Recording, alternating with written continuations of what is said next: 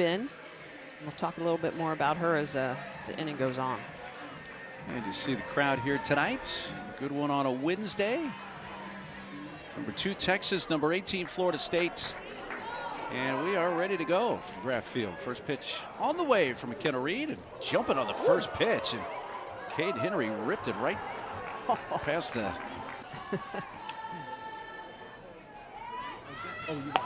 Henry bunts the second pitch back towards the circle and beats the throw to first. Devin Flaherty covering back towards the circle, but Reed unable to throw out Henry, who begins the game with a bunt base hit. Yeah, McKenna Reed has a lot of different tools coming from that left side. She's got experience as well. And you can see that rise ball in the outer half of the zone. She'll get up towards 67 miles an hour. It's a 4-seam rise ball. And when she locates it, she is tough to hit. She induces a lot of swing and miss. So McKenna Reed really showing that she can attack the upper half of the zone. This is upstairs to Mia Scott. And there she is, upper 60s. Good rise and curve movement. She's developing a changeup. That's going to be a big part of her game. But the real key for McKenna Reed is to limit that long ball. Another bunt laid down. It's picked up by the first baseman this time, Amalia Ross, and no throws. So top of the order, Henry and Scott both with bunt base hits. Well, and I can tell you right now, they're trying to beat Florida State at their own game. Florida State is a very speedy team. They like to put a defense in motion. But look at the corners. They are way back for Florida State. With all of this speed at the top of the order, you have to respect it. Ross is back. Beecham, the freshman at third, back. And so when Henry and Scott see that, they're like, I'm going to take this base hit. I'm going to dump it down in front of him, and I'm going to leg it out. A couple of runners on for Jolie Mitchell, the DP. She shows bunt. It goes back to the screen, and the runners will each advance 60 feet on a wild pitch. And that's a better job last 8 appearances of keeping the ball in the ballpark. Yeah, and that's really the key for McKenna Reed. If she can limit free passes and keep the ball in the yard, she's a completely elite pitcher, as opposed to when she does issue the free passes and then gives up the big swat. You know, and coaches will say it all the time. We can live with the solo shots that leave the park. We can't live with the 2-3 grand slams that leave the park. Yeah, usually the solo shots aren't going to beat you. Jolie Mitchell pops that up first base side, and that's going to land inside Florida State first base dugout, out of reach of Ross. Season for Jolie Mitchell after it's been in 3 seasons playing for Notre Dame. She has been hot as of late. Her last 10 games hitting .695. I mean, gaudy numbers for this Texas team.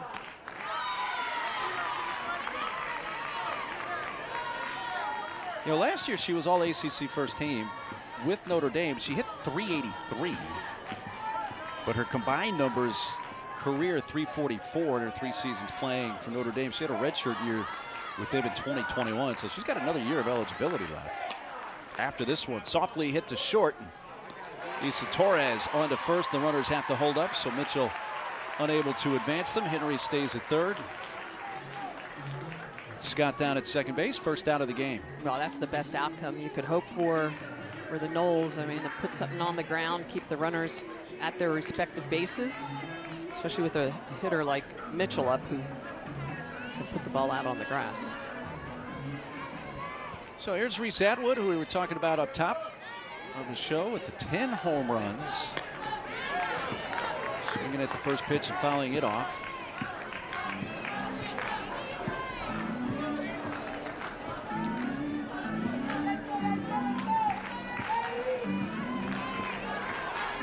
Texas Longhorns coming off a sweep of BYU in Big 12 play.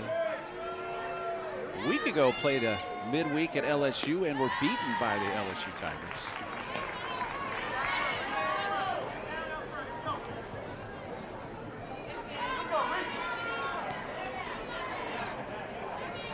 Texas off to a 24-3 start.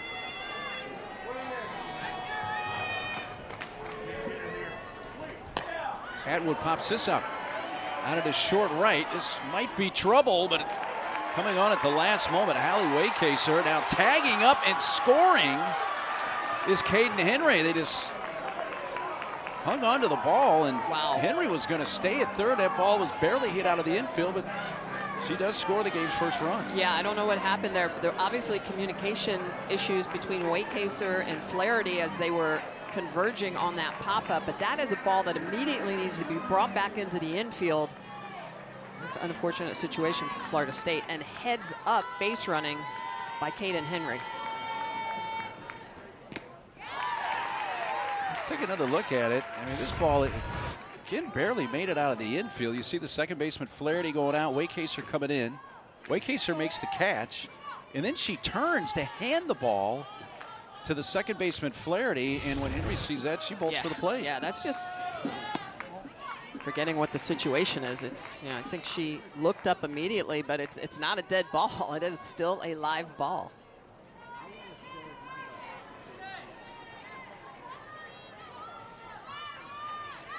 So that will go as a sac fly RBI for Atwood, her nation leading 47th of the season.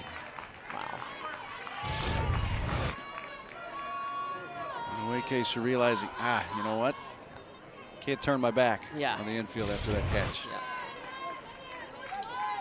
But, you know, for Caden Henry, freshman, and I'm sure Mike White was in her ear saying, you got to go, you got to go.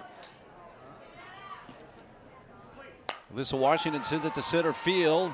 Janai Kerr back. It's over her head and off the base of the fence. Mia Scott cruises in from second, and into second is Alyssa Washington with her 6th double of the season. And Texas has now scored twice here in the top of the first. That is the 52nd double of the year for this Texas team. I mean, they just know how to swing it. There's a lot of pop off this bat. This is on the outer half. It looks like a backdoor curveball, and Washington just gets extended. This team is so good at keeping their barrel inside the ball, and because of that, the ball just jumps off of that bat. Lot of power. Great hit by Washington. Brings in another run.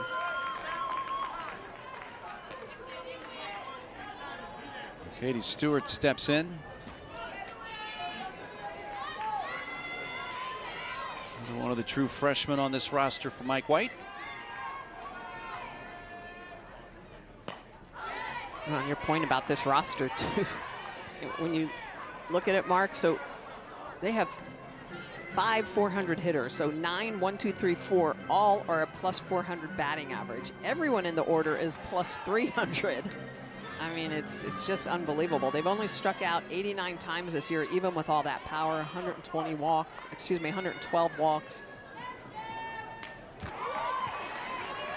As you mentioned, hitting over 400 as a team coming in tonight. 401, 41 homers.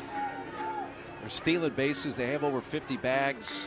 And on top of that, the pitching's been really, really good. Yeah, really good pitching. 102 extra base hits, so that double makes it 103. And strike 3 gets Stewart looking, but Texas scores. Out or a 2-pitch ground out, those are gifts from the softball gods. Yes, accept them and move on. That's right, that's exactly right. Kaylee Mudge leading off. Here's a look at the lineup. Head coach Lonnie Alameda and Jason Beecham. What a freshman year she is having. Getting in the 2-hole tonight.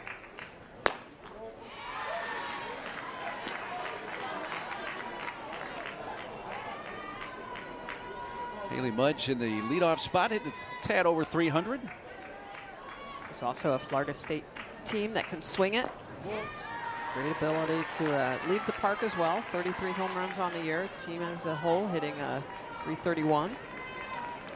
Yeah, which is 18th in the nation. It's not like 330 run is not good. It is. It's top 20 in the nation. Right back to the circle, speared by Morgan. Defending her position, and Mac Morgan has a lot of different tools, and her fielding ability is one of those. She is quick like a cat after she releases that ball, but she's going to be high velocity, upper 60s, low 70s, pinpoint with that drop ball. She'll show that changeup a little bit more this year than in the past, but she hammers your kneecaps and below. She will roll that ball onto the dirt and make you chase down. You'll just hear the pop of the glove all night long. Just really fun to watch.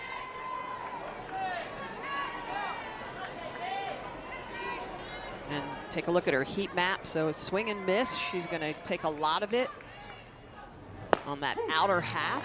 So she is not afraid to throw to both sides of the plate. You see the way she really attacks that out low half. So into lefties, away from righties. That drop ball, she'll pull across her body and get that downward movement with a little bit of out. And there's that pitch that we were just talking about. It's ahead of ball and 2 strikes. Jason Beecham. 459 batting average. The OPS near 1,300. Keith Walker, our plate umpire, says that one missed a little bit inside, and already a little grin there from Mac Morgan. Oh, and that's where she's so tough. She goes outside, she gets the strike, she'll come back inside. Goes back to that inner half again. This one looks a little low. Pitch prior she wanted. She makes some adjustments still, but runs it to full count.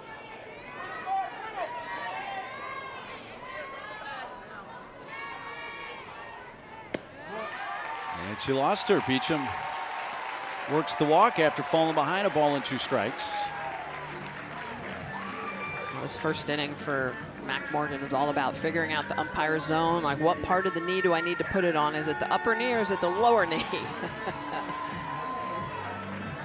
It's always interesting. You got to figure that zone out. Yeah, absolutely. Every a little different. Exactly. Let's talk about the 3 different strike zones. Bouncy ball softly hit right side. Washington with the underhand shovel toss to get Janai Kerr. So Morgan comes right back, gets Kerr on 1 pitch, and Beecham is down at second with 2 outs. Good job by Kerr hitting that right side as a lefty, and it's a productive out. So it's important here with Harding coming up in that 4-hole. Try to split this lead in half. If Florida State can do that, that will help them out mentally early in this game. Kaylee Harding takes ball 1. Kaylee comes in with a 5-game hitting streak. That's the current long streak for a Seminole player. Good numbers on the year. Picked up her 200th career hit in the Duke Series this past weekend. Good job of making sure that Morgan is going to have to bring that ball up into the zone. She's a .361 hitter with runners in scoring position.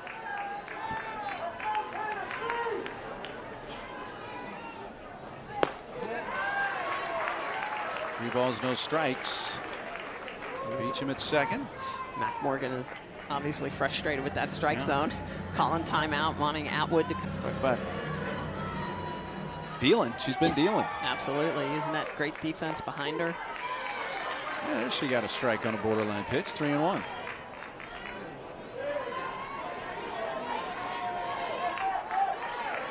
Sometimes it's just a little adjustment, a little movement, bring up that shoulder. Line to second base and down to her knees. Alyssa Washington makes the catch to retire the side. So Morgan works around. You're going to steal strikes for your pitcher. It is all about appearances. And I'm sure that's a stat that teams keep. How many times does Edenfield or any catcher steal a strike for their pitcher? And you know, 1 pitch can change the complexity, not just of an at-bat, but the entire game. And Edenfield just so good. And she's 6 foot tall. And look at the way that she can really put herself in a position so the umpire has a great view. She's a very good target, a receiver for her pitcher. And, you know, some catchers, they keep their glove down. And I was a big proponent. Like, I wanted to see where I was going to throw the ball. And she gives a good look. There you go. She'll go down and then come back up. Through the hole and into left field. Viviana Martinez against the Texas second with a base hit. With number 4 already for the Horns. Vivi Martinez, just a ton of experience. This Texas team is just so good at hitting the pitch that comes. That's a pitch on the outer half. So what does Vivi Martinez do?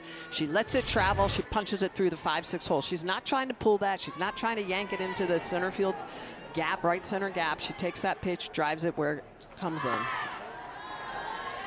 Kristen Maloney showing bunt.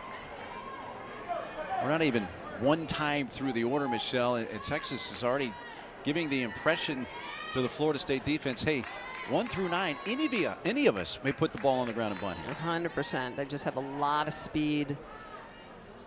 They're good at reading that defense, like you said. You know, you think, all right, I'm in a position where it's probably not a bunt situation. I'm going to back up a couple steps on the corners. No, you can't do that.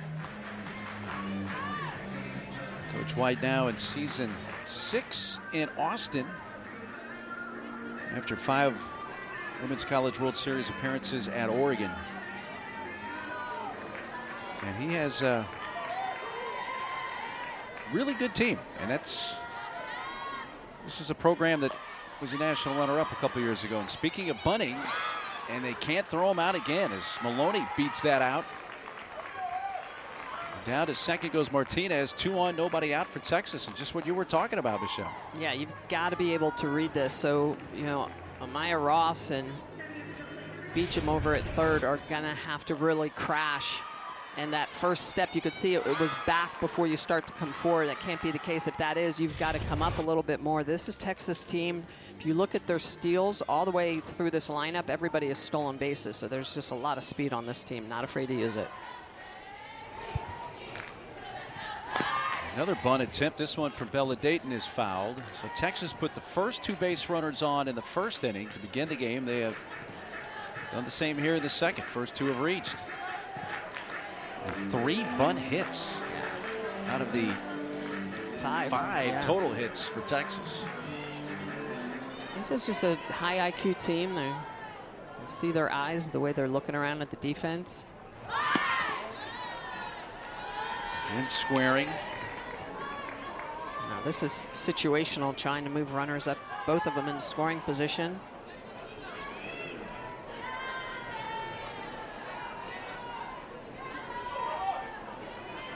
This is a Texas team that hits .738 as a team.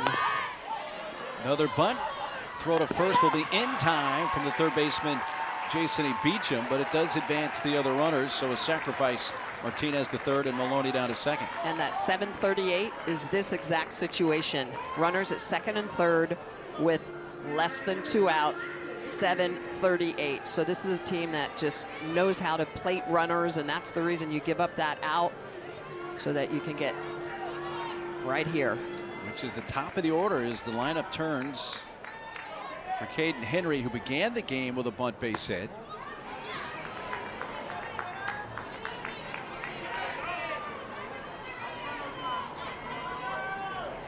That bunt base hit to start the game for Caden Henry gives her a 9-game hitting streak, which is the current long for the Longhorns. Caden Henry, just a freshman, moving into that leadoff spot about 7 games ago, and part of the reason that Mike White did that is he said, I wanted more slugging percentage. She's slugging .771 in that leadoff spot, and has just been able to help plate a lot of runs. Why? Because the bottom of the Texas lineup is so darn good at getting on base. .771 slugging sounds more like a 3 or 4 hole hitter than instead of your leadoff batter, but Henry has that and also has 15 steals for Coach White. Yeah, 21 RBIs. I mean, it's just, the numbers are gaudy. This is a very high-powered Texas offense, no matter who they are facing.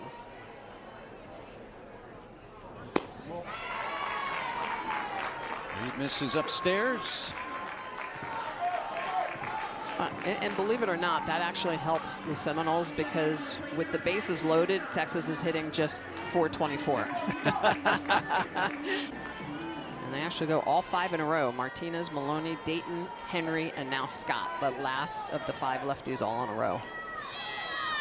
First pitch strike to Mia Scott. Man, both those figures. Yeah. Hugely impressive.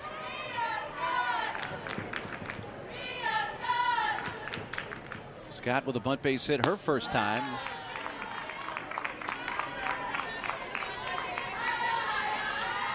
One of the things that you notice from this Texas offense is they do not chase a lot. Those 89 strikeouts on the year, 1 here. So 90 strikeouts as a team on the year. They just don't chase a lot of pitches out of the zone. They're very particular. They get in leverage counts. And that a lot of undisciplined hitters would swing through that pitch. Bases loaded, you're thinking, I want to elevate this pitch out of the park or put it out on the green. You would chase that rise ball at the top of the zone. Nope, they don't. She gets even a more leverage count. Scott sends it down the left field side, slicing towards the corner, caught by Mudge, tagging up. Lydia Martinez will scoot it and score. A sac fly for Scott. Her 21st RBI, and Texas adds on here in the second and makes it 3-0.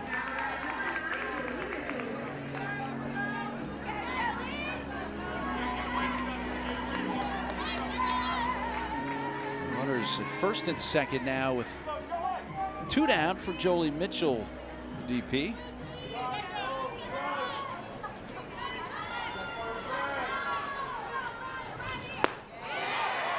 There it is. That's the changeup. I think Jolie Mitchell saw that thing about 3 times before she swung at it. Well, Reed is thrown with that good velocity at 68, 69, 70 miles an hour. You dump that changeup down at 53. It's a separator. Is this going to stay in play? It will. In foul territory, caught by Amaya Ross. Mitchell fouls. No panic. Yeah, this is a very talented team. Great batting average, really good defense. You know, I think the one area they're really trying to shore up is that pitching staff. You know, you lose a Kat Sandercock, a Mac Leonard, you have a little bit of a pitching hangover, and these younger kids are, you know, they're getting their feet wet. It takes a while to get your feet wet if you're a freshman, especially. 100%. Isa Torres, who's from the Longhorns neighborhood, Georgetown, Texas. Just a little up the road on I-35. Hits one back past the pitcher, Morgan, but close but safe at first as Washington's throw got there just a little late. And Isa Torres has a base hit, first of the game for the Seminoles. Torres plays older than her years, just a freshman, but she makes great adjustments. She's actually going to back up a little bit as this pitch is approaching, and it's, you can see just the way she backs up just a little bit with that front foot, back foot. You can see it right here. You can see as this pitch is approaching, she's going to open up, get that ball past Mac Morgan, base hit back up the middle, and that's exactly what the Noles need right here. They need to try to punch back after Texas has put 3 runs up on the board against them. Maya Ross sends one to center field. Henry came in a step, then a step or 2 to her right. Catches that line drive for the first out. That's one of the things that Florida State talked about, is that, you know, trying to elevate that pitch, that Mac Morgan does such a good job of keeping at your knee. She rolls a lot of ground balls. Mac Morgan has not given up a home run this year, so she keeps the ball in the park. She's been very good as of late. And she misses mark in the direction of her pitch, which is what experienced pitchers do. And she's throwing a drop ball, more than likely if she misses, she's burying it in the dirt. She's not leaving it up mid-thigh. That's chopped through the right side, and a base hit for Michaela Edenfield. Stopping at second is Torres. And it's 2 on with 1 out. We talked earlier about Michaela Edenfield and how much discipline she has behind the plate, but she's also a very, very good hitter. It is tough to fool her twice. That's a pitch on the inner half. She's jammed up just a little bit, but it is a little bit more elevated, but she still keeps her hands inside that ball and is able to shoot it the opposite way. We had a conversation with Travis Wilson, the hitting coach at Florida State, maybe an hour and 20 minutes ago, not long ago. And we were talking about, hey, if you face, he said, if we face Morgan, we need to do this. And the last 2 hitters did exactly what he described, in that either hit the ball towards the middle of the field, and granted it was caught by the center fielder Henry, or take it the other way, like Edenfield just did. Let it travel, hit it inside out. That is always the key in this game. Ground ball to second, out there to first, and a double play ends the inning. 4-6-3 Washington to Martinez to Stewart, as Texas turns their 12th twin killing of the season. You can run, but you can't hide. That's right. You know, last year she had 11 home runs and 8 doubles, but only 1 home run and 1 double on the changeup. This year, completely opposite. She's hitting that changeup a lot more effectively, because a lot of people are throwing it to her. They're thinking that's how we're going to fool her. And she still peppers it all throughout the field. What a freshman year last year for Atwood, all Big 12 freshman team, but also was all Big 12 second team.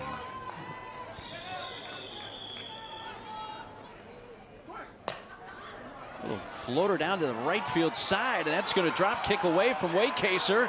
And Atwood's off to the races. She's around second. She's headed for third. She'll even take a little turn there. And she's going to have her first triple of the season right there. Well, because of her power, everybody is back against the fence. And so when she gets under this pitch just a little bit, it's a rise ball. This seems like it's a beat, but because your defense is all the way back to the warning track, Waycaser's going to have to come a long way. It bounces in front of her, and it gets away from her. This is one of those situations as a right fielder, you got to keep that in front of you, because if you don't, this is what happens. You give up a double, a triple, sometimes even a in-the-park home run. So a leadoff triple for Reese Atwood, and as you mentioned, Mark, her first triple of the year. Wallace going to run at third base for Atwood.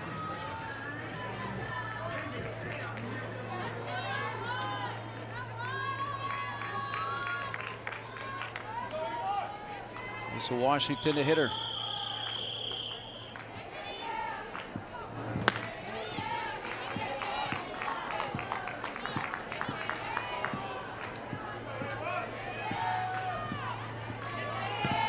RBI double to center field for Alyssa back in the first inning. Her 22nd RBI of the year.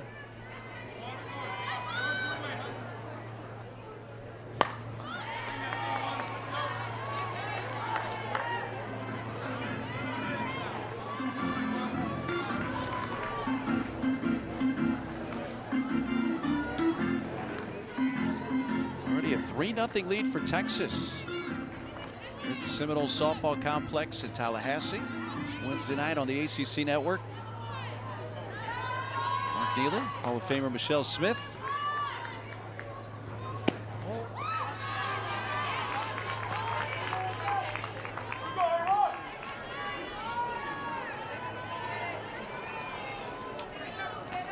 You know, McKenna Reed, it's not like she's getting the ball blasted all over the yard here. It's just been some unfortunate, plays, those bunts the first couple innings, and then a ball that probably should have been caught. Yeah, and this is a Texas team as a leadoff. They bat .449, so let's say .450 as leadoff. I mean, this is just a high-powered offense. I think she's done a good job. I mean, she's just had some bad luck so far. Texas has put the leadoff batter on base in all 3 innings.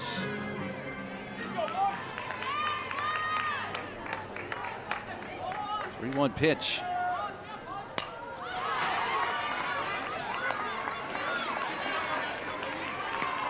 Not only was that Atwood's first triple of the season, first one period. Yeah. First career triple. Didn't have one last year as a freshman.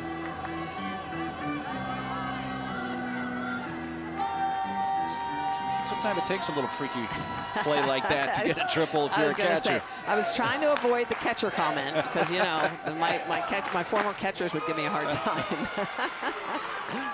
The second walk handed out by McKenna Reed. And the Horns have first and third, nobody out.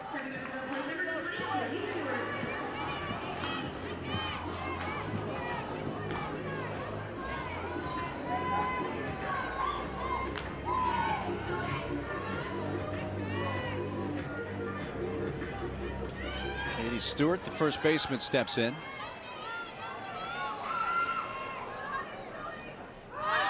Squares. Trailing runner Washington will steal second base, her 4th bag of the year. Texas is not going to miss any tricks out there. No. They're going to pull them all, and they get Washington down into scoring position. Yeah, 100%. They just always keep their foot on the accelerator. 53rd stolen base of the year for Texas as a program. And 63 attempts.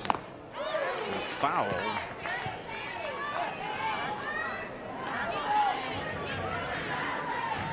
Called out on strikes her first time up. That's the lone strikeout so far tonight from McKenna Reed.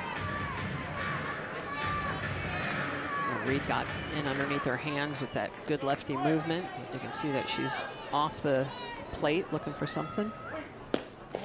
So Reed going back toward the outer corner. And I think that's one of the things, for young pitchers out there, ability to throw to the inside corner. And Mark, we were having this conversation the other day. You have to be able to establish the inside corner. And Sandy Koufax said it best. Show me a guy that can't throw on the inside corner, and I'll show you a loser. It's true. Doesn't matter if it's Major League Baseball or elite women's fast-pitch softball.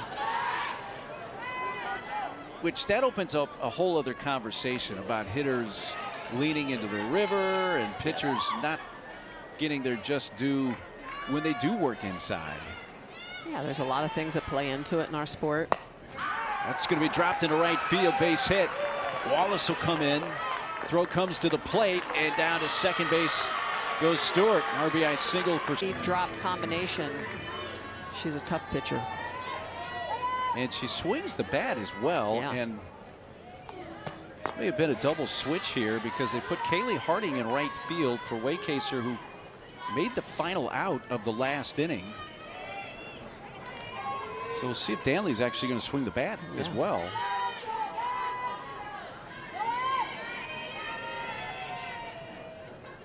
Vivi Martinez takes on the inside corner.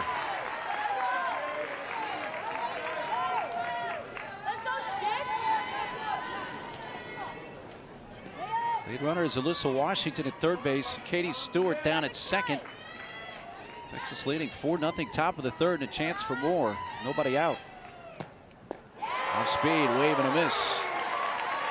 And there it is. That's the pitch coming in at 48, 49 miles an hour. And when she has that velo separation, that's when she's at her best. So pitches 65 to 68 miles an hour, and that changeup off speed coming in at 48 to 49 miles an hour. Lifted to right, and a play for Harding. She makes the catch. Here's the tag. Washington halfway, stops. Now they got the trailing runner, Stewart. They're going to allow her to come back to the second base bag.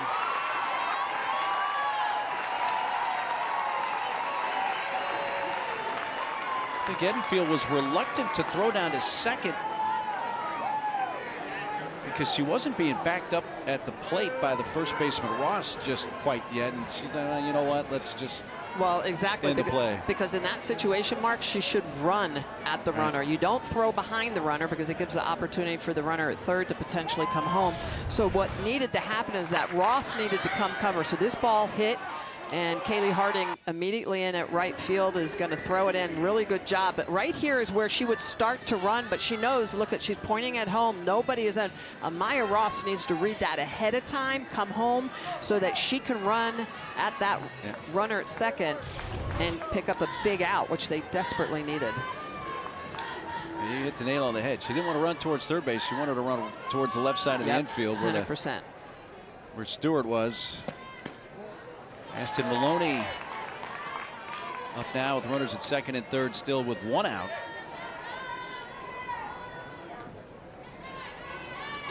So they're going to pinch hit with Katie Simmons here for Maloney.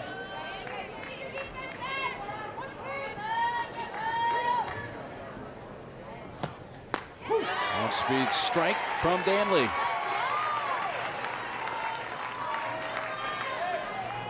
Simmons hitting extremely well this year. Not a ton of at-bats, but she's 11 for 26 overall. 423 average and a home run.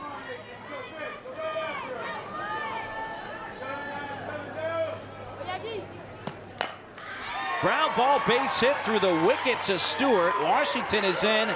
Stewart follows her, and a pinch hit two-run single for Katie Simmons.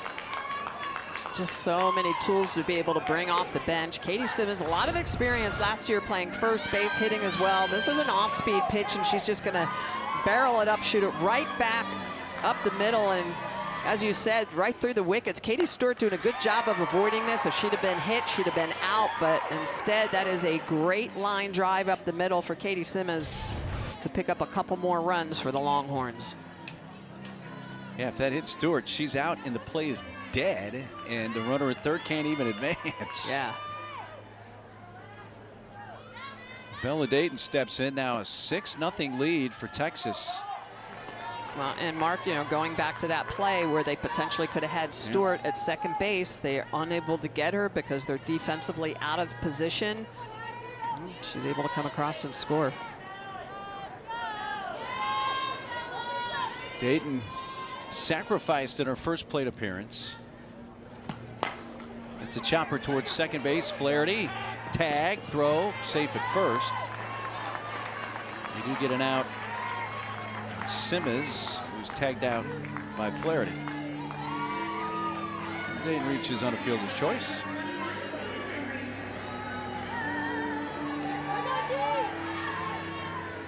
Well, in the midweek game Texas played last week in Baton Rouge against LSU, Katie Stewart was hit by a batted ball. That's right. This time she avoided it. She got big air this time. I'm sure that was worked on. Yeah, you don't want that to happen twice in a week.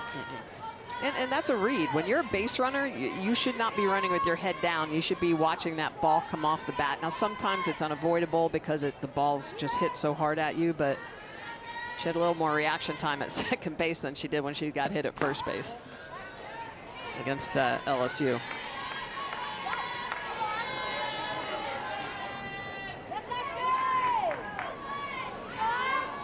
Kaden Henry in this leadoff spot, just a lot of fun. Tough to keep off the bases.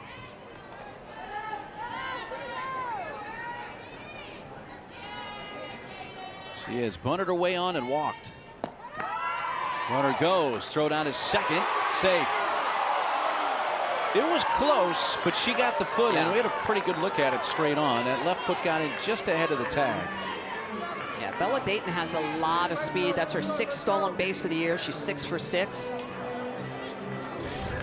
Dayton. That throw down by Michaela Edenfield. That is a very, very close play, but I think she does obviously get the foot in there. A nice call by the umpire.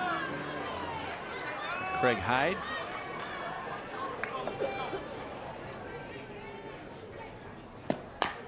Craig Hyde, Robbie Guest, and Heath Walker, our person umpiring crew.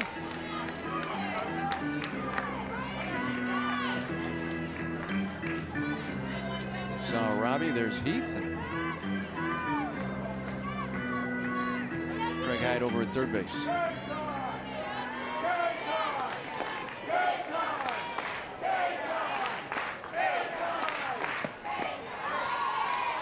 Two and two. Good job by Edenfield to pick that out of the dirt. Make sure that Bella Dayton stays at second.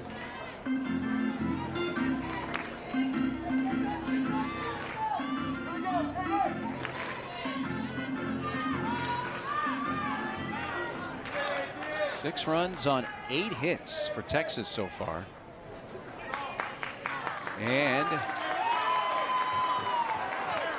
it looks like it could be a timing violation. I'm not looking. And then the pitcher must split their hands at 20 seconds. So when Kaden Henry stepped back out that second time and broke that timing, plate umpire immediately said that's it. That's a violation. And a strike, which resulted in strike 3. And here's Devin Flaherty leading off. 9-1 and 2 batters for Florida State, bottom of the third.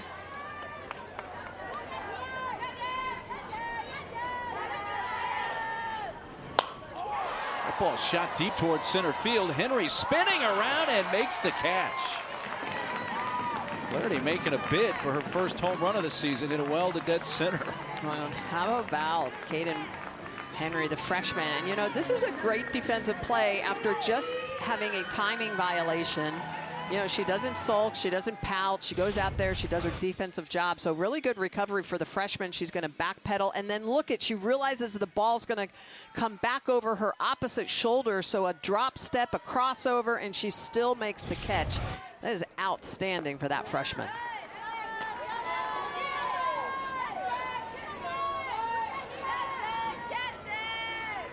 Really, really nice play.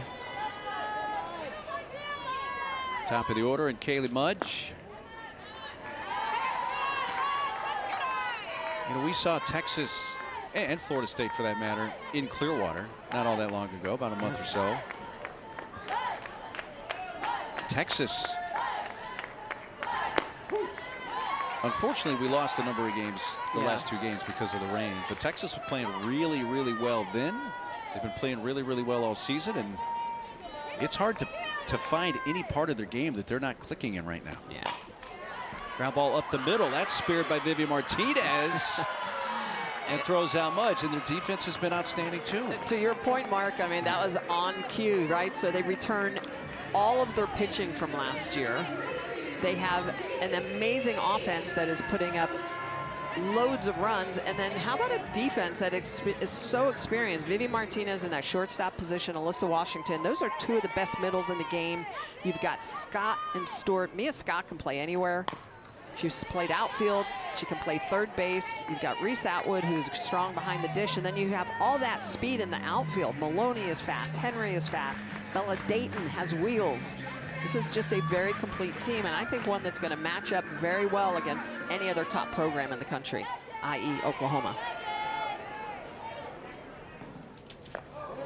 And that's going to hit Beecham on that left leg of the foot, and a hit by pitch, which Jason E. on base for a second time, and she walked in her first plate appearance. And now this is also a very good Florida State team. We talked about it a little bit. I think the one part of their game they have to shore up a little bit is their pitching, you know, getting them some experience, but that's what the season is for. By the time the postseason rolls around, we were talking with Lonnie Alameda before this game, and, you know, it's about gaining that experience, you know. You don't just replace a Catherine Sandercock, no. You know, multi-year All-American overnight. Janai Kerr. Ball down the left field side, and that's run down. Bella Dayton snags one right along the line. Made 3 really good plays in the top of that inning. But what have you seen offensively, what you guys have done so far against Mac Morgan? Yeah, I mean, I think making some good adjustments. I know our offense is a little bit more of the mature offense, so you know, kind of expect some adjustments to be made, but hit the ball hard. They're great athletes. Those are some great plays. It's fun to watch. And Coach, you have a young pitching staff this year relative to last year. What are some of the messages that you give to your pitching staff as the season goes on? Not just today's game, but as the season goes on. Yeah, no, I'm pretty pumped up. I mean, I think if we field a couple months, sorry, I heard someone else talking to me. Softball gods, is that you? Just kidding. Field a couple months, make a couple plays, you know, right in it. So we're just still learning how to be together, pitching and defense a little bit right now, and we'll stay in it. But I like where we're at. We'll keep going. Yep. Well, when the softball gods talk, Yeah. you should listen. So you did the right thing. Thank you. Thanks, Lonnie. All right, Thanks, bye-bye. Coach. All right. Coach Lonnie Alameda.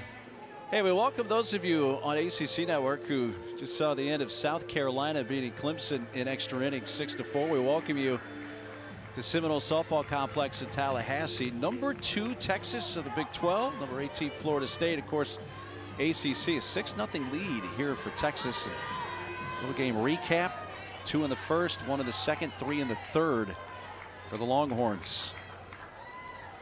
Leading off the top of the 4th.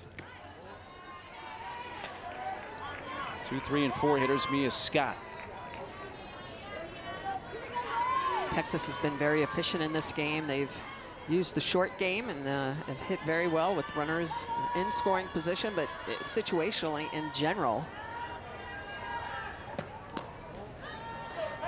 Yeah, they've done a little of everything tonight. For those of you just joining us on ACC Network, Mike White's team has, as you mentioned, kept the foot on the accelerator, used a lot of small ball, put the ball in play, and then we just saw their defense make 3 outstanding plays to take care of Florida State in the bottom of the 3rd inning. Yeah, this is a very complete Texas team. You know, a lot of experience. They were young last year. They're still young, yes, Mark, but they gained so much experience last year. They've added a couple of transfers that have come in and done a really good job. Jolie Mitchell, who is on deck. You know, just so many tools for this Texas team. And Tegan Cavan, a very good freshman pitcher as well. Tap back towards the circle. And the toss by Ashton Danley. And that's a big out. That's the first inning so far in this game that Florida State has retired the first hitter of the inning. Indeed, and put the leadoff batter on base in every inning. You just heard from 2-time Olympic gold medalist Michelle Smith. I'm Mark Neely. Again, welcome into Tallahassee. Those of you that saw the Battle of the Magnolia State go quite a long time tonight. What was it, 12 innings? It was 12 innings. 6-4. South Carolina wins it over Clemson. Jolie Mitchell, the Notre Dame transfer, takes up high. Yeah, for a while there, that game was cruising along. It was like a $130, and all of a sudden, they decided to play almost a whole extra game. That great in-state rivalry on the line. Mitchell 0 for 2 so far tonight. Came in hitting over 500 on the season. She's now 30 for 61 on the year. Came in at 508, so she slipped under the 500 mark. The 0 for 2 so far. Ashton Danley, pitcher in the circle right now for Florida State, came on in relief. Starting pitcher McKenna Reed, who went 2 innings plus 3 batters into the third. And all the runs scored by Texas charged to the starter Reed.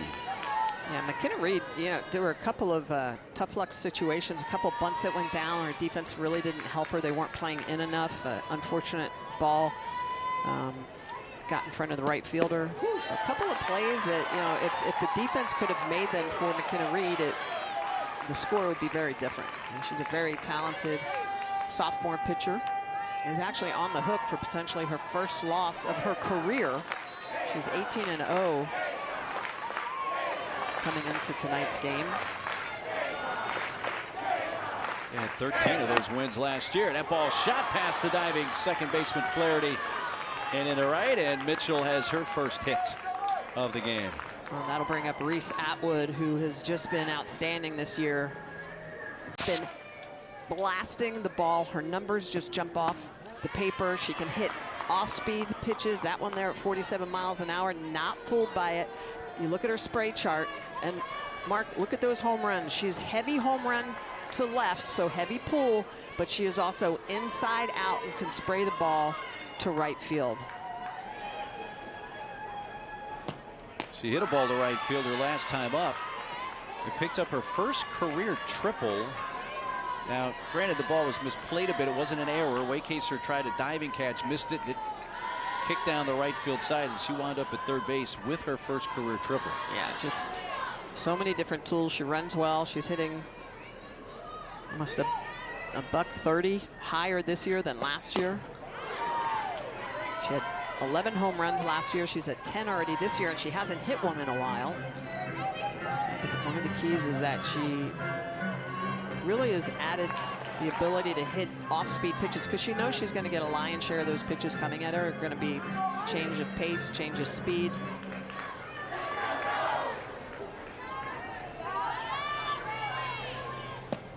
Atwood chops it out to second. Flipped there by Torres to Flaherty. And over to Ross, 6-4-3. Offense, coach. 2 bunt base hits to begin the game. Some small ball. He hit some balls hard. Kind of describe what your offense seems like. It takes advantage of whatever the defense gives them. Absolutely. That's our mojo, and that's what we got to do, and we're doing it pretty well right now. And Coach, so far, Mac Morgan's been outstanding. Just 37 pitches through her first 3 innings. What's made her so good? And she's been great as of late, her last 5 or 6 games. Yeah, just keeping the ball down. We know that she's got to get a lot of ground ball out. She had a couple of fly ball outs last innings, but hopefully she can make an adjustment here and keep working ahead and working efficiently and let our defense do the job. And the defense has played well as well tonight. Appreciate the time. Thanks, Appreciate Coach. It. Welcome. Coach Mike White. Yeah. Wow. There's the numbers for Morgan. Last 3 appearances for the junior from Missouri. Yes, she's limited the free passes. She's not a high strikeout pitcher. She uses that great defense behind her, and she's efficient, and that's one of the keys. Just 37 pitches through the games here, and she just looks great when she throws that heavy drop ball in the high 60s. Mixes in a couple of off speeds as well. She's tough to barrel up. Yeah, you look at her career beginning as a true freshman at Arizona State, and then the numbers she put up last year for Texas were very similar to her freshman numbers. That ball shot to right field and snagged in right field by Maloney. Great job by Maloney, good jump. But yeah, I mean, you know, to your point, Mark, she's efficient. And think about it, Arizona State, when you're pitching at Arizona State, you want to throw drop balls because you want to keep the ball in the yard, right? The ball flies in the desert. And, you know, she's done a very good job. Has not given up a home run yet this year. Looks like Bella Dayton has snuck over from left field to right field.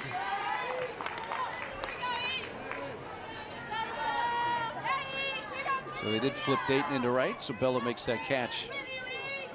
A line drive hit towards the corner. Here's Scott. Now gone to left field from third base. Jolie Mitchell's in the game at third base now. So some changes here from Coach White's team. That's a foul ball off the foot. Well, this is a versatile Texas team that can do a lot of different things, and Mike White is determined, you know, to make sure that he gets playing time for all of his athletes.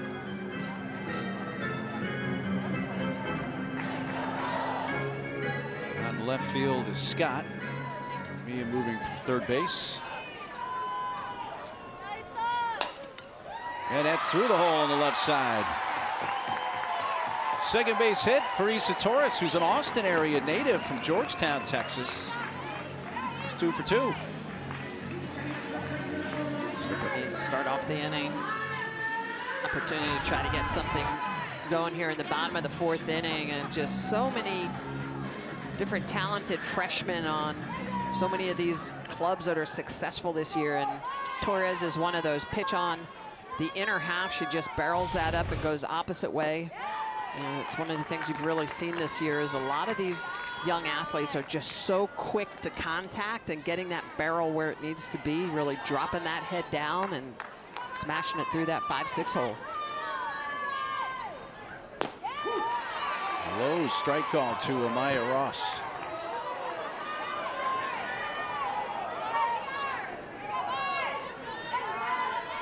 Amaya Ross, good numbers this year, really getting a chance to contribute more offensively. Hits one back to the circle, out at second. Martinez throw to first is not in time.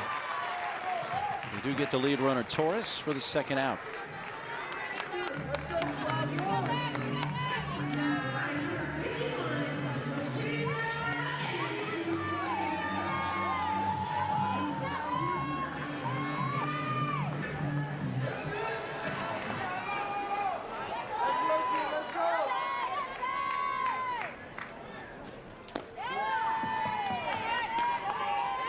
Kayla Edenfield, base hit to right field in her first at bat.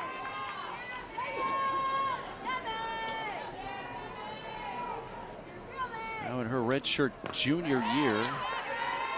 She redshirted her true freshman year in 2021. I recall in 2022 when Florida State played in Tuscaloosa against Alabama about this time of year. You and I were there with Amanda Scarborough, and Edenfield hit a home run in a key part of that game to help Florida State win in Tuscaloosa that night. That was kind of a breakout moment for Edenfield that year.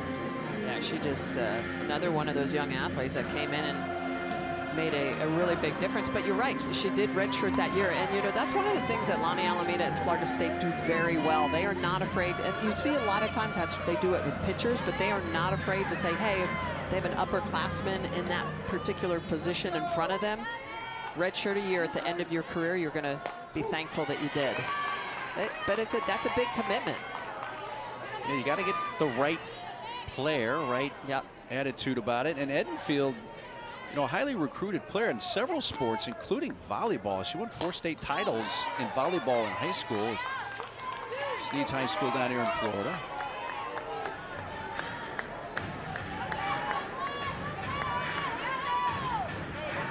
Definitely has been productive. She had a 3-hit game on Sunday against Duke. A couple of doubles. Her second 3-hit game of the season. Runner takes off, and that ball is sent by Atwood into center field. And Ross is going to wind up all the way at third after her 19th stolen base in 19 tries this year. Stolen base E2, 32nd error of the season against the Texas defense. This ball's just going to fly out of the hand of Atwood. Good job by Ross. She's got great speed and immediately knows that ball's going in the outfield and going to pick up that extra 60 feet. Ball 4 is outside to Edenfield. The second walk given up by Morgan, her first since the first inning. Ashton Danley going to bat for the first time here. Remember when Lonnie Alameda made the double switch, taking away Kaser out, who had made the last out of the previous inning. Brought in Danley as part of a double switch. So Ashton batting here, the Seminoles pitcher, hitting for the first time tonight. There's 21 at bats, 6 for 21. A 286 average and a couple of RBIs. She's been busy as a freshman. She plays some outfield. Obviously spends a lot of time honing those pitching skills. She's been used a lot this year. And of course, taking her swings, taking her hacks as well. She had 2 hits in that midweek against Alabama last week. And also threw an inning and a third of scoreless softball against Bama. Had not lost a game in the circle all season until Friday against Duke in the opener of that series. Took the loss, and then on Sunday took the loss in relief to the Blue Devils as well. Yeah, I mean, she's really been called on a lot for her age. Just good movement, a lot of talent, and she opens up the lineup for this to be able to hit. Make some defensive changes. By the way, for Florida State, starting with that Alabama game last week, Bama ranked 10th. This is the 5th straight game for Florida State at home against a top 10 opponent. Duke, who came in here over the weekend, ranked 4th. Yeah. Now you got the number 2 team, Texas, in here tonight. Yeah, when you start looking at the schedules, well, both of these programs, I mean, they are in a spot where they're playing some tough games. Texas on Tuesday of last week playing LSU. Played BYU over the weekend. On their way to play UCF this weekend. It's another very talented team in the Big 12. Full count on Danley. Floated to left. Mia Scott is there. So Seminoles threaten. Leanne Good. Bat here in Washington's spot.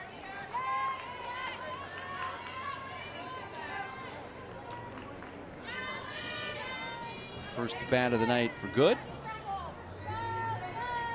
Well, we spoke with Mike White before the game. It's one of the things he said is trying to give everybody opportunities. It's got so much talent, you know. And his starters, you know, his flex, if he's starting 10 and quite a few on the bench. Just trying to get him in.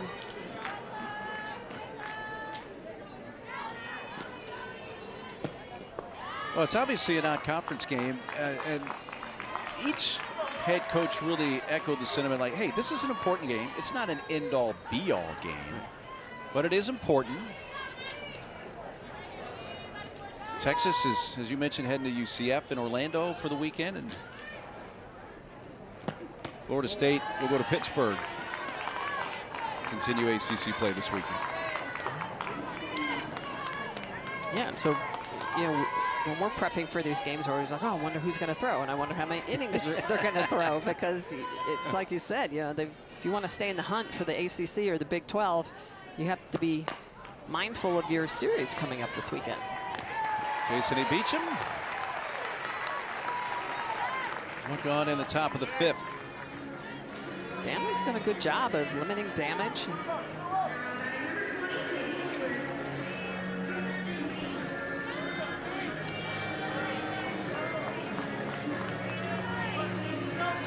Rolling a lot of ground balls, which is her style. She has that good drop ball.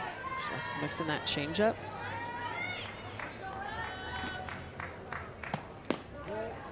Well, one to Katie Stewart. You know, you look at Texas, and yeah, they got to go to Orlando. They got UCF next. The next 2.5 weeks are going to be hugely telling for Texas. When you look at their schedule in the Big 12, because after the trip to UCF, Then they go to Oklahoma State the following weekend. After that, they host Oklahoma.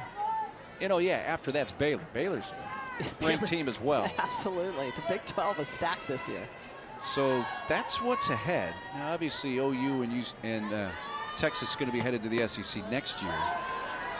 The Big 12 will have a lot different look, but that's quite a gauntlet. But Texas, from what we have seen this year, they're a legit top couple of team in the poll, number 2. They deserve to be where they're at. Yeah, 100%. I mean, this is a team I think that will match up very well with Oklahoma State, with Oklahoma. And Mike White's not afraid to challenge him. I mean, this has been a tough schedule this year. Got good chemistry. And I like the fact that, too, we talked earlier, Patty Ruth, he brought in a pitching coach. I mean, a lot of people think of Mike White as not just a head coach, but a pitching coach. A strikeout. Danley, it's her second K on in relief. Danley with her second strikeout, so you can see that she's going to get over the top. This is a drop ball, and she just gets Katie Stewart to chase it from low to lower. Buries that down in the dirt. Good job by Edenfield to pick it.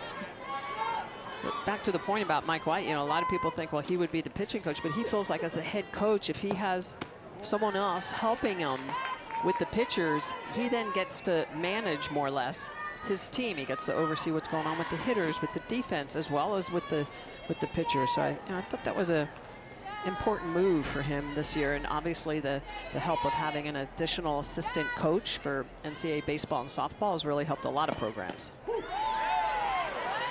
And I think that's a wise move from head coaches, and you can look at Lonnie Alameda in the same fashion. That who was a great two-way player, and in fact, two-sport player, played volleyball at Oklahoma as well, and great athlete.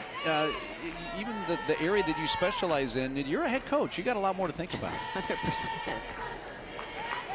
Yeah, and it's not the stuff that happens on the field. It's the recruiting. It's all the the office stuff that goes on. It's the prep. It's, just leave it all the stuff that goes on now. Now that's NIL. NIL, transfer portal, Yes. all that other stuff. Yeah.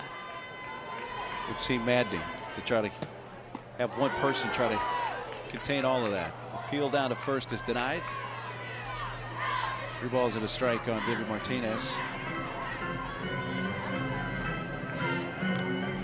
Texas actually lost their conference opener in Houston. Kind of a weird game, 12-10. They've won 5 straight conference games since.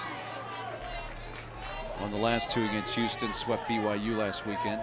And BYU is a team that can hit. They can bash the ball. They've got some great offensive numbers. Houston as well. I mean, that was a slugfest down there in Houston. Yeah. This is only the 2nd time in school history for Texas to play here in Tallahassee. First time was March 3rd of 2002. So it's been, 22 years. Florida State, by the way, won that game 1-0. 3 up, 3 down for the first time. Movement. Opportunity for her to spin the ball. 4 scoreless innings for Mac Morgan tonight, giving way to Czech.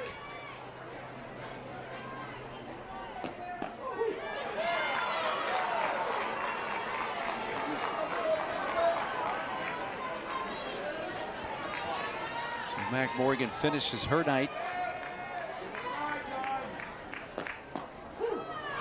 Czech paints the inside corner. He gets ahead of Flaherty.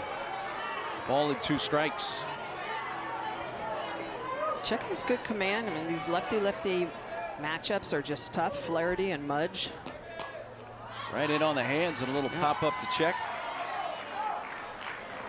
1 out.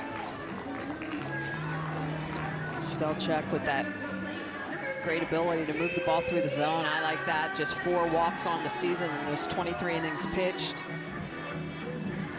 She's not a high strikeout pitcher, but she moves the ball around. She gets more pitch to contact. She's got a curve in her eyes. She can mix in an off speed, but she's that mid 60s to high 60s with that great lefty spin. When that changeup is on, she's very deceptive. So Mac Morgan was hammer in the lower half of the zone. Estelle Check is going to be more east and west and a little bit of up. So Florida State's going to have to make those adjustments off the spinny lefty. Top of the order for the Seminoles, Kaylee Mudge. A couple of ground outs for Kaylee so far tonight. That's a great backdoor changeup. Excuse me, backdoor curveball where she really puts that pitch in the river and bends it back into the zone.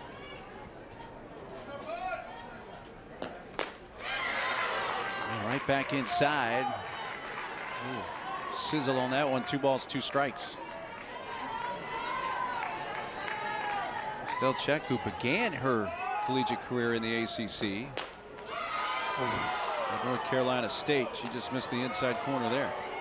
That is a nasty pitch coming in about 65, 66 miles an hour. We like to call that backdoor curveball. So she's going to throw that in the river, bend it back deep, try to hit the backside of the strike zone. And that's why in baseball, the terminology is a little bit different, front door, back door. We call it a backdoor curveball in our game because you're coming into the back half of the strike zone. You're not trying to hit the front edge of the plate, you're trying to hit the back edge of the plate.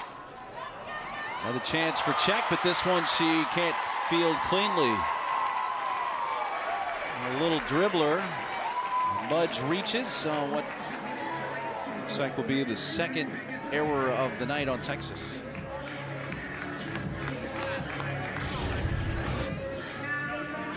Estelle Check is going to throw this curveball in the outer half, and sometimes it's difficult when you're a lefty pitcher and you throw that ball. You're leaning just a little bit to your glove side, and the ground ball comes back to your arm side. That's definitely a ball she knows she can get. It's always frustrating to when that ball wiggles away from you. Autumn Belvi is going to run at first base for Kaylee Mudge.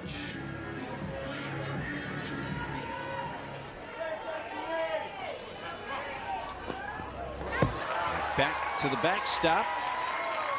Belvi is at second.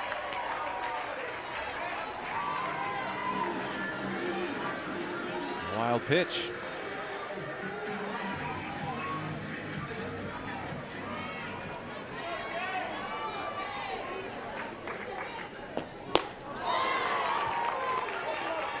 He's got some sneaky heat. Sneaky fast. Yeah. Yeah. Quick delivery.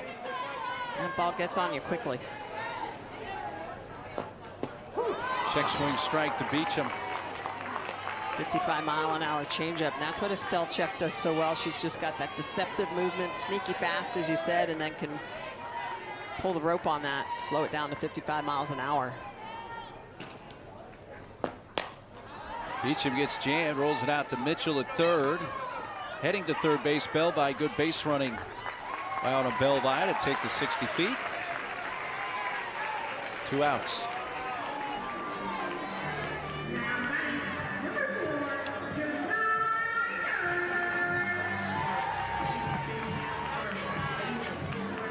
So the runner at third, 2 down, and Florida State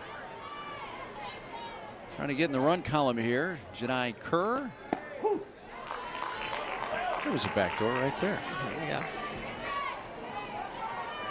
It's tough, I'll tell you. That I was a lefty pitcher, and I love throwing lefties, but then when I was a lefty batter, I did not like facing lefty pitchers. Down to one knee goes Kerr. Appeal denied. It's Craig Hyde down at third base. I was watching them at practice yesterday, and so many of these Florida State athletes are so good at go, go, go, and then stop, and that barrel stays back even though the hands are forward. Ball's belted deep, but way foul down the right field side. That one went way out of here. The crowd's been waiting for something to cheer about, and they're going to cheer that long foul ball. You know, take what you're given. They are great fans. Slow ground ball right side. That's gobbled up. Washington in the underhand toss ends the inning, and Check keep barrel inside the ball. They are not afraid to hit opposite field. They're not just trying to yank everything out of the park and pull it. They basically, in a nutshell, they hit the pitch that comes to them, and they're not trying to get around outside pitches, and they're not getting themselves out, and that's why they're hard to retire. And they're seeing a right-handed pitcher for the first time tonight as senior Allison Royalty has come into the game for Florida State. Royalty is a transfer, came over a couple years ago from Arizona State. She's got good spin, 42+ innings. Driven towards right center field. It's over the head of Kerr and off the top of the fence. And Kerr gets it in quickly. It'll be a long single for Katie Simmons.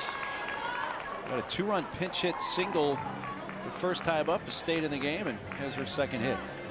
Almost hit it out. Yeah, Katie Simmons goes off the top of the wall. This is a pitch that just finds too much of the white. You can see Edenfield's glove coming right back over the dish, and so Simmons is just going to pop that. And that's what I'm talking about. Look at that pitch. The barrel stays inside, and that's why the ball just appears to jump off the bat. Very well played by Janai Kerr out in center field to make that just a long single. But, you know, this is a team that when they hit the ball, it's not just singles. It's not just station to station. 36% of their hits are for extra base hits. Incredible.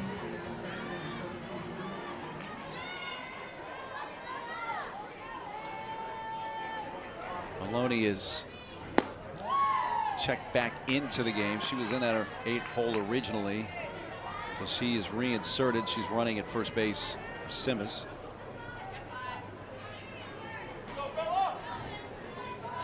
The 9th spot in the order, and Bella Dayton needs a sac bunt. She's reached on a fielder's choice and stolen a base. And lays down a bunt. Well played that time. And Jason E. Beecham just barely able to nip Dayton. And Dayton just runs so well. She was the leadoff hitter for Texas for a while, and Coach White decided to put her down in that 9 hole, almost like a second leadoff, to turn over the lineups for Caden Henry. And the reason I wanted Henry, the freshman, in that leadoff spot is simply a slug. It's a numbers game.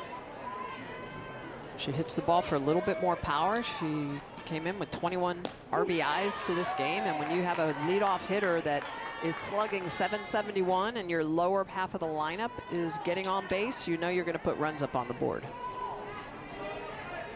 Yeah, that's how Mike White described it to us, and that's a good problem to have when your bottom of your order is getting on base so much that you feel like you need a little more pop at the top of the order. And think about this. Bella Dayton was slugging over 500. Yeah, it's not like she was scuffling. No. But she doesn't leave the yard like Henry has. The true freshman has a half dozen homers this year. She backs away from that one up and in from Royalty. And it's going to put Maloney over at third base. A wild pitch.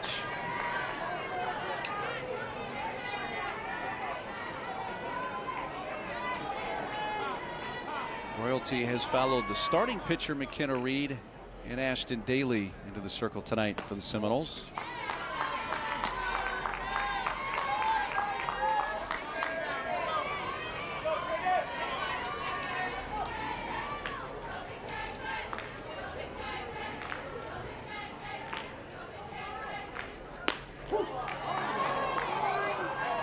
Takes ball 4. Henry is on. And that's no, that's ball. That's a strike. Okay. Oh, okay. Well, I was going to say. Yeah. Now Mike White's wanting to know. Okay. He's saying no. Plate umpire says that's a strike, so it's 3-2. Now it's ball 4. Well, and I was just going to say that's just her 6th walk of the year. If, even as a leadoff, she's not one that goes up there and watches pitches. She's going to get her hacks in.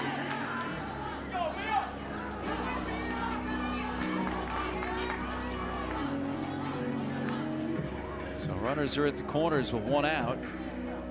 Florida State down 6-0. We're in the 6th here, so any lead of 8 or more potentially can end the game in the bottom half. But Scott hits a possible double play ball in the tag at second base by Flaherty. Ate up enough time with Henry running that it allows Maloney to come in and score, so it's 7-0. I thought she was going to shovel to second base instead of try to chase the base runner. Yeah, I think she probably would have had a better opportunity because sometimes those plays are tough when the runners can run away from you. If the umpires don't call them out of the baseline, you're probably not going to double off Mia Scott just because she has so much speed. And you're chasing Caden Henry on the bases, who runs really, really well herself. So an RBI for Scott, her second of the game, 22nd of the year. And that fielder's choice. Ball low to Jolie Mitchell. So she was retired. She came in hitting .508, Mitchell did. 30 for 59 on the year. Ground out in the first, fouled out in the second. So she dropped under 500, had a base hit to right her last time up, so she's right back at the 500 mark. 31 for 62. Gaudy numbers. Yeah, because it's almost April. Yeah, it's not like, you know, it's been non-conference, maybe non-competitive, very competitive games. That slug percentage, we talked about that, a 900+ slug percentage. And a player that Florida State and their fan base are well aware of from her time 3 seasons playing at Notre Dame in the ACC.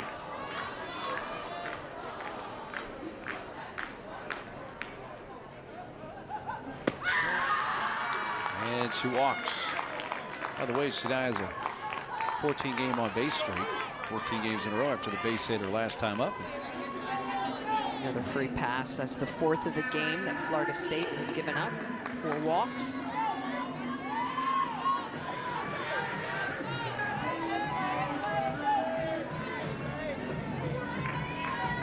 Brings up the catcher, Reese Atwood. And again, if you're Florida State, you're in a tough spot here. Down 7-0. A couple of runners on, 2 outs. And that's driven to deep right center field towards the scoreboard and gone. She doesn't hit a ton the other way, but she does there. She'd gone 11 games without a homer, and that's number. One of the things when you look at this Texas team, they are so fundamentally sound at staying inside the ball. Just outstanding, beautiful swings. So a 3-run home run just to the right of the scoreboard for Reese Atwood. 4 RBIs tonight. Giving her 50 on the season. That leading the nation. You know, you look at just these swings and what they do, how fundamentally sound they are. And the little things that they do right, you know, there's no big leg kicks, you know, trying to time up stuff. They're very quiet, get the front foot down. There's not a lot of eye and head movement, so they see the ball very well. Let's go back and take a look at Reese Atwood. So look at that, front foot is down. Look at the head, she's buried down. Great rotation on that backside and the extension. Just so good.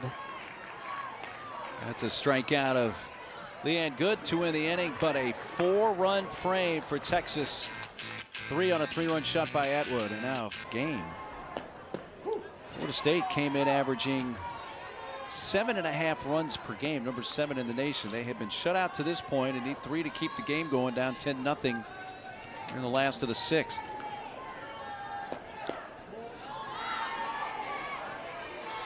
Second inning of work for Estelle Check. He took over for the starter, Mac Morgan, who pitched the first 4 for Texas tonight. Harding swings and misses.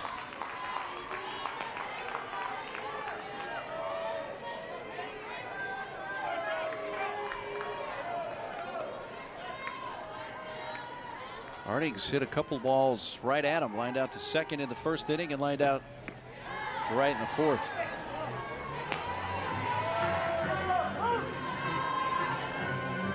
Well, it seems like sometimes it just kind of goes that way. You know, we saw that in the LSU series against Ole Miss. You know, they made some great contact, some great exit below, you know, off the barrel, but well positioned. That's what the game has become. It's not just scouting what the pitcher's throwing, it's the defense. Where's the defense alignment set up?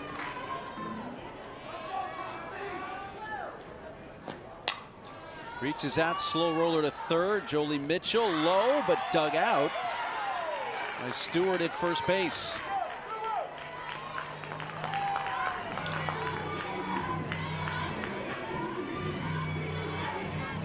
just mentioned defensive alignment tonight. I don't think I have seen a team in quite a while that just like Texas. They look at the corners. They'll bunt 1 through 9. Anybody can lay down a bunt. They can all swing away.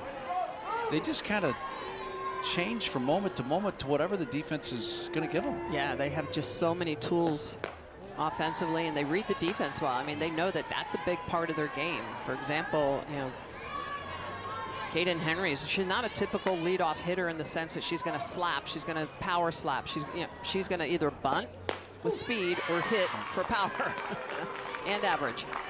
But you have your Bella Daytons who will do that. There's just, and so that's exhausting for a pitcher and a defense to constantly have to be on guard every pitch, thinking. Well, Isa Torres, who, as I mentioned, is from Georgetown, Texas, just a few miles up I-35 from Austin, and she's 3 for 3 tonight. Yeah, she's having herself a night. Probably a little bit of extra mojo playing against Texas, being from Texas, knowing all these players. True freshman has 3 of the 4 hits for Florida State tonight. The other hit belongs to Edenfield.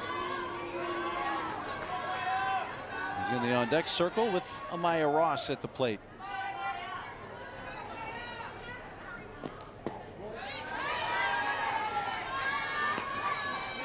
Good job of laying off that 56-mile-an-hour changeup on the outer half. Reading that off the hip of Stelcheck. Down the left field side, it is going to drop foul. Bella Dayton has moved back over to left field. She's kind of doing a little dance between the corner outfield spots tonight. My scorecard is very messy. Yes, mine as well. That's what happens with these midweek non-conference games sometimes. No doubt. Maloney, by the way, is back in right field where she started the game.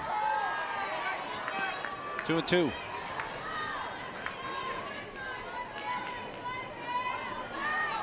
Ross is lined to center and reached on a fielder's choice. It's jammed and fouls it back.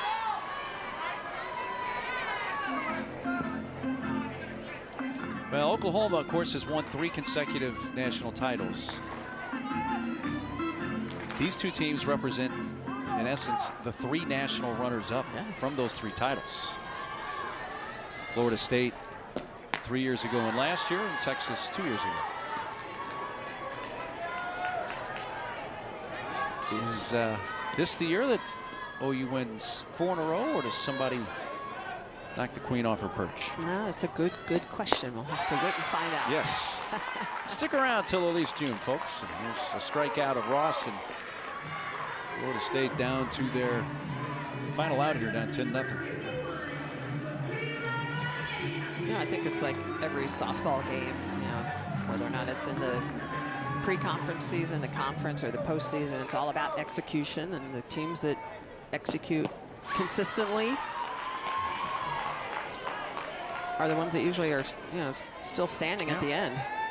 Well, Florida State's played in the Women's College World Series Championship Series 2 of the last 3 years and 3 of the last 5. That's out to short. Martinez throws to first, and in 6 innings, number 2 Texas run rules number 18 Florida State